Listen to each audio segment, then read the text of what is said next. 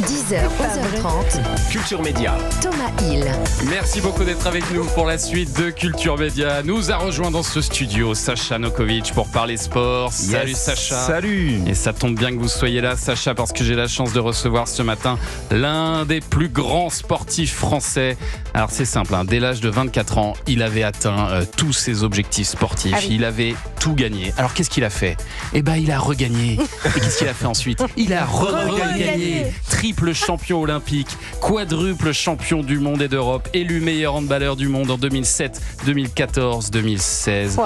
Bonjour Nicolas Karabatic. Bonjour Thomas. Et merci beaucoup d'être avec nous. Est-ce que j'ai oublié un truc dans votre palmarès de fou ?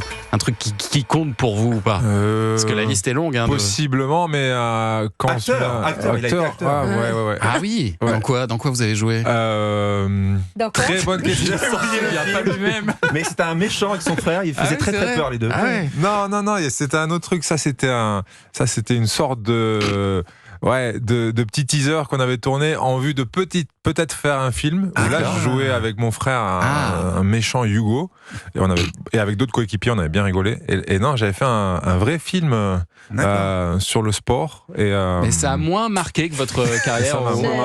Ça m'a moins marqué que vous avez mis fin à cette carrière à l'âge de 40 ans. C'était il y a un an maintenant. Un an que vous avez mis à profit pour écrire avec Basile de Bure votre autobiographie Ma plus belle victoire. Un livre qui ne s'ouvre pas sur une de ces très nombreuses victoires, mais sur le jour où vous avez perdu pied, le 29 octobre 2022, à l'entraînement. Tout d'un coup, vous vous sentez très mal, vous perdez l'équilibre.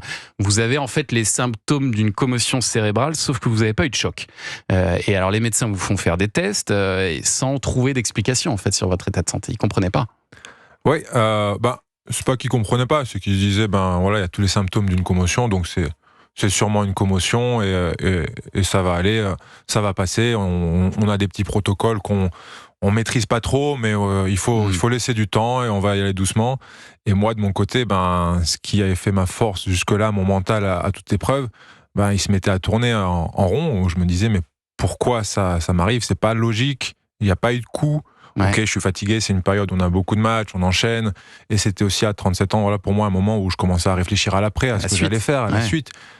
Quelle allait être ma deuxième vie, et donc je me disais c'est pas logique. Avec mon esprit cartésien, je trouvais pas la logique, la faille et la solution, et donc je me mettais à tourner, je comprenais pas, et vous restez là, dans votre lit. Vous restez dans votre lit pendant des jours entiers, hein. Ouais, je suis sur le canapé chez moi, état semi-dépressif. J'ai les enfants qui courent, qui s'amusent dans le salon. Je leur dis de rentrer dans leur chambre parce que je peux pas, le bruit me gêne, la vision, je vois double. J'ai pas d'énergie, je suis à plat et je comprends pas ce qui m'arrive. Et c'est un vieil ami de la famille, Jérôme, qui va vous aider à redémarrer le système. Il vous dit que vous êtes à plat énergétiquement et que vous devriez aller marcher en forêt. Ça, c'est un conseil qu'on vous avait jamais donné, mais non, ça a marché. C'est un conseil que j'ai jamais reçu. Comme j'en parlais tout à l'heure, je suis plutôt logique et cartésien. Et là, je me mets à faire des trucs un peu louches pour moi, pour mon système. Donc, il me dit, non, c'est ce qui t'arrive, t'es à plat énergétiquement, t'es déconnecté de la nature. Donc, pour moi, jusque-là, la nature, même si j'aimais bien les gens que je regardais sur les réseaux faire des câlins aux arbres ou chanter dans la nature, ils me faisaient marrer. Ouais. Et donc, je me suis dit, de toute façon, il n'y a personne qui a de solution, qui m'aide. Moi, je comprends pas. Vas-y, fonce, fais ça, essaye, va marcher en forêt. Vous êtes allé dans la forêt à côté de chez vous ? Ouais, à côté de chez. Je venais de déménager 1 an avant, il y avait une forêt à côté. Je me suis dit, c'est peut-être un signe, vas-y. Et donc, je suis allé, j'ai appris à le faire en pleine conscience, donc à respirer, à me concentrer sur ma respiration. J'ai commencé à lire des livres pour calmer justement ce mental, comme je le disais, qui avait été ma force. Et là, d'apprendre, au contraire, c'est plus une force. C'est lui qui commence à creuser ton trou et à faire en sorte que tu n'arrives pas à remonter la pente, et donc à le calmer, à me concentrer sur la respiration, à apprendre à méditer, plein de choses comme ça. À faire un câlin aux arbres. À faire un câlin aux arbres. Donc il m'a pas dit de faire ça, Jérôme, mais j'ai croisé un arbre. Il était joli. Un arbre dans la forêt. Il y a eu un bon feeling. Voilà, il y avait un bon feeling. Il y avait un numéro dessus. Il y avait le numéro 44 qui est mon numéro. Je me dis, c'est fou quand même. C'est encore un signe. C'est dingue. Vas-y, fais-le. Et voilà, j'ai commencé comme ça et j'ai fait ça pendant 1 semaine, 2 semaines. Et petit à petit, je suis revenu super en forme. Vous êtes marié avec cet arbre? Et je me suis pas marié avec cet arbre. Il m'a fait sa demande. J'ai réfléchi, puis finalement, Géraldine, ma compagne, était un peu jalouse, donc voilà, j'ai fait ma demande cette année. Et puis vous avez fini par revenir sur le terrain, Nicolas Karabatic. Vous avez l'impression, quand vous revenez d'ailleurs sur le terrain, que c'est même une nouvelle personne qui joue. Ouais, j'ai l'impression même, une nouvelle personne, et surtout, même pas forcément sur le terrain, même en dehors, j'ai l'impression qu'il y a eu un avant et un après cet événement, que je suis devenu une nouvelle personne, que je me suis beaucoup plus ouvert aux autres. Cet épisode m'a permis aussi de commencer à... J'ai commencé à travailler sur moi, sur mon histoire, sur mes émotions, comprendre mes émotions, comprendre mes blessures physiques, ma relation à mes parents, à mon papa, pour qui était lié, qui était décédé en 2011, mais j'ai fait ma carrière en grande partie pour lui, pour rechercher son amour. Donc j'ai commencé à revisiter plein de choses comme ça et comprendre pas mal de choses aussi sur mon histoire, sur mes émotions, comme j'en parlais, sur mon mental, sur les objectifs que je m'étais fixés. Donc ça a été assez fou. Ça m'a ouvert un champ de... comme je suis quelqu'un de curieux en plus, je me suis jeté là-dedans. Et vous revenez sur tout ça justement dans votre autobiographie. Alors on peut dire, Nicolas Karabatic, que vous êtes né dans le hand, en ex-Yougoslavie, d'où le K à Nicolas et d'où le Karabatic qui se prononce Karabatic. Ouais. Votre père, c'est un grand joueur de handball au poste de gardien. Il va être recruté comme joueur et entraîneur dans un club alsacien alors que vous êtes encore tout bébé. Et à l'âge de 4 ans, vous rejoignez votre père en France. Mais vos premiers vrais souvenirs, ça date de la période où il devient votre entraîneur, en fait, vers 8 ans. Alors, votre père, il vous pousse pas forcément à faire du hand, mais vous allez à tous ses matchs, vous le suivez, vous adorez jouer avec lui. Et surtout, vous écrivez « Je n'ai plus qu'une seule idée en tête, une mission qui ne me quittera jamais, qu'il m'aime ». En fait, on a l'impression que vous l'avez rejoint dans sa passion du hand pour qu'il vous aime. Oui, donc comme vous l'avez dit, moi je suis né en 84 en ex-Yougoslavie, à Niš, et lui il jouait là-bas et il est parti jouer en France, se faire une expérience à l'étranger, à l'époque du régime communiste de Tito qui l'autorisait, et donc il est parti jouer à Strasbourg, et on l'a rejoint 4 ans après avec ma mère. Définitivement, ma mère terminait ses études de médecine, donc j'ai grandi mes premières années sans mon père.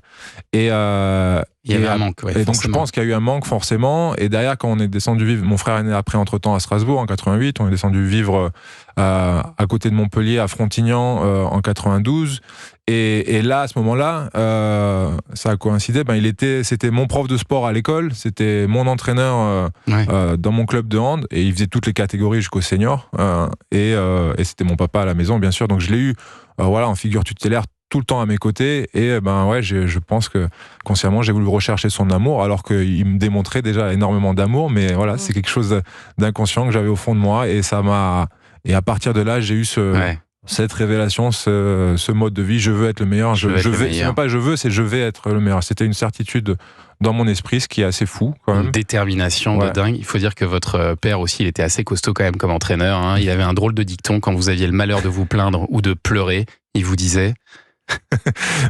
Celle-là j'ai hésité, j'en ai beaucoup parlé avec Basile. J'adore cette phrase. J'en ai beaucoup parlé avec Basile, je lui ai dit je suis pas sûr qu'on la mette dans le livre, elle peut être mal interprétée. Il me dit mais non, elle est géniale et tout. Je dis ouais mais c'est quand même chaud. Et donc mon père, quand je me faisais mal, il me disait et que je pleurais, donc c'était pour m'habituer à ne pas me plaindre, pendant la guerre, donc je pense que c'était la guerre ottomane, les Turcs se sont fait couper la tête et ils n'ont pas pleuré. Enfin, on a coupé la tête aux Turcs, ils n'ont pas pleuré. Ah ouais.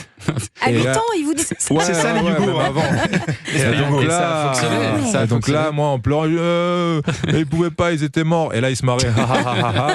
Et donc, ils faisaient diversion et en même temps, c'est un truc qui m'est rentré en tête et ça a été un mantra. Et je m'en suis rendu compte après coup qu'il m'a distillé énormément de mantras qui m'ont suivi et que mon mental s'en est emparé. Et par exemple, sur la douleur, avec mon mental, j'arrivais pas à la contrôler, mais j'étais pas douillé. Et c'est en partie grâce à ça que vous avez tout gagné. Ma plus belle victoire, c'est chez Flammarion, c'est signé Nicolas Karabatic. On va continuer à en parler dans cette émission parce que certes, vous avez tout gagné, mais ce que j'ai trouvé très fort aussi dans votre livre, c'est que vous parlez des pages plus compliquées de votre histoire. On en parle dans un instant sur Europe 1. Vous écoutez Culture Média sur Europe 1, 10h, 11h30 avec Thomas Hill. Ce matin, Thomas, vous recevez Nicolas Karabatic, l'un des plus grands sportifs français, pour son autobiographie Ma plus belle victoire, qui est disponible aux éditions Flammarion. Et on a peut-être retrouvé le film dans lequel joue Nicolas Karabatic. Nicolas, est-ce que c'était avec Chantal Lobby, Gérard Depardieu et Mehdi Sadoun? Exactement. Et cette comédie s'appelle la Dream Team. Ouais, voilà. Il faut la revoir avec Nicolas Karabatic. C'était dur à retenir. Ah ouais, non, je comprends. Non, franchement.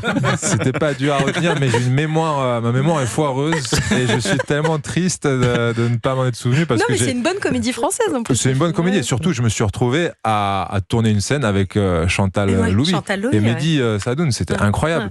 Je me suis retrouvé dans un univers qui n'était pas du tout le mien. Et j'ai fait un autre truc de ouf l'année dernière, juste après les JO. J'ai chanté sur scène à l'Accor Arena avec Pascal Obispo pour l'émission de Nagui, Taratata. Ah ouais. Donc ça, c'était incroyable. Vous avez chanté quoi? Allumer le feu de Johnny. Bon, allez, on vous écoute.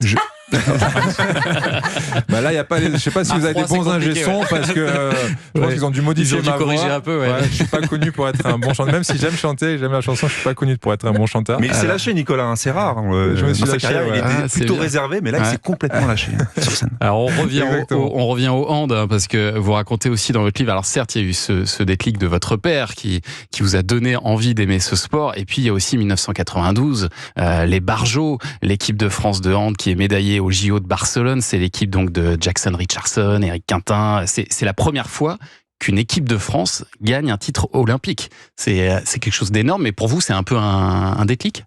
Là, sur Barcelone, ils sont médaillés de bronze. Et c'est 2 ans après, en 95, où ils sont champions du monde, et c'est le premier titre de champion du monde pour un sport co-français avec cette génération des Barjots, où c'est vraiment des Barjots, c'est le début du professionnalisme, et il y a ce côté bon vivant, ils se teignent les cheveux en blond. En 95 pour la finale, ils sont tous une coupe de cheveux où à la tondeuse ils se gravent des trucs derrière leur tête. T'en as un, c'est le signe Adidas, l'autre c'est le nom d'un bar où il va. Des Barjots, fous quoi. Mais en même temps, ça lance l'épopée du hand français. Moi je suis tout petit quand je vois ça. Je vois les matchs, je commence à lire les magazines. On voit pas trop de hand à la télé. Et il y a Jackson aussi qui commence à devenir une star, meilleur joueur au monde, et ils me font rêver. Et alors vous y allez franchement, vous commencez à jouer, vous êtes un prodige du hand, très précoce, vous jouez avec des garçons qui ont 4 ans de plus que vous, à 14 ans vous jouez avec les 18 ans, quoi, voilà, et vous le dites, je veux devenir le meilleur joueur au monde. Quand vous entrez au sport-études à Nîmes, on vous surnomme Phéno. C'est ça? C'était votre surnom, le phénomène, quoi. L'année d'après, vous êtes recruté à Montpellier avec 2 ans d'avance sur les autres joueurs. Et c'est là que vous prenez vraiment goût à cet entraînement quasi militaire. Moi, j'ai découvert ça aussi dans votre livre, la muscu énorme que vous êtes obligé de faire. Vous devenez un guerrier, en fait. Ouais, c'est pas que je deviens un guerrier, c'est que je me vois comme un guerrier, comme quelqu'un en mission, avec un objectif hyper élevé, et tout ce que je peux faire et qui m'aidera dans la mission, je me mets à l'aimer. Donc la musculation, la course, je fais des étirements, alors que c'est pas l'époque Instagram. Aujourd'hui, on voit tous les athlètes faire tout ce travail de l'ombre et tout le monde s'y met et tout le monde comprend que c'est important. C'est une époque où il n'y a pas de réseau, où c'est juste mon père qui m'a dit il faut s'étirer, c'est important. Et donc je me mets à faire tout ça, à faire de la musculation, à courir, à prendre des coups sur le terrain, à aimer ça, et à avoir un peu ce côté robot. Et ce goût de la souffrance quand même, il y a quand même un truc comme ça. Ouais, un petit goût de la souffrance. Quand on est athlète de haut niveau, surtout dans des sports de contact, il faut d'une certaine manière aimer aller à la limite, aimer la souffrance, parce que c'est de la souffrance physique d'une certaine manière, mais pour moi ça l'était pas, parce que j'aimais. Les récompenses des victoires derrière, et puis à 18 ans vous signez votre premier contrat pro, Nicolas Karabatic, et là c'est parti pour une carrière où vous allez écœurer méthodiquement vos adversaires dans différents clubs, Montpellier, Kiel en Allemagne, Aix, un passage par l'équipe qui vous est rêvé petit, le FC Barcelone, et puis le PSG enfin pour 9 saisons, et presque tout au long de votre carrière, à quelques années près, où que vous soyez, votre équipe remporte au minimum le championnat national. Ça, c'était le tarif. Oui, championnat national sur 23 saisons, 22 fois remporté. Donc ça, c'est une stat assez folle. Ouais. La seule fois où ça n'a pas été le cas, c'était après l'affaire des Paris, où je suis parti à Aix-en-Provence. C'est ça. Mais le club était censé descendre et on l'a sauvé de la descente. Oui. Et vous avez été élu meilleur joueur quand même de la saison. Et donc au final, l'émotion qu'il y a eu derrière ce 23e, ce titre que j'ai pas eu, elle était tellement forte. C'est plus fort d'être maintenu que de gagner le championnat. Ah oui. Quoi. C'est plus fort d'être maintenu que de gagner le championnat, ou parfois que de le gagner facilement, parce qu'il y a eu certaines saisons, on l'a gagné avec un peu d'avance, et donc c'est vrai que l'émotion n'est pas la même. Et vous le disiez, c'était juste après l'affaire des paris, sur lequel vous avez le courage, l'honnêteté aussi intellectuelle de revenir dans ce livre. Des paris sportifs truqués en 2012, c'était évident pour vous d'évoquer cette affaire, ou vous avez hésité ? Non, j'ai pas hésité, parce que la manière dont je l'aborde et en fait ce que je voulais que soit ce livre, c'est un peu une transmission, c'est d'expliquer de quelle manière j'ai vécu ma carrière, les bons moments et les moments difficiles, et comment ils m'ont servi pour pas baisser les bras, pour revenir encore plus fort, pour dépasser ces événements, et comment ils m'ont constitué, et comment je les regarde maintenant avec quelques années après, avec de la distance, et la manière dont aujourd'hui je le regarde où je me dis si c'était pas arrivé, j'en serais pas là aujourd'hui. Donc de me dire que le mental et la manière dont on voit les choses, on peut les voir de plein de manières différentes. On peut se dire c'est terrible ce qui m'est arrivé, et rester là-dedans et me dire je suis une victime et je m'en plains constamment, et ça je me suis rendu compte que ça pouvait bouffer, ou alors de me dire non, en fait c'est un moment, ça a été difficile, mais t'as appris énormément de choses sur ton ego, sur ton entourage, sur tes amis, sur plein de thèmes, et t'en as fait quelque chose de positif pour toi au final. Ma plus belle victoire de Nicolas Karabatic, c'est chez Flammarion. On va continuer à en parler tout au long de cette émission. Et puis, on va parler sport dans un instant avec vous, Sacha Nokovic. Qu'est-ce que vous avez prévu ce matin ? On a un dieu du stade. Et moi, j'ai des vieux du stade. Vous allez voir ça.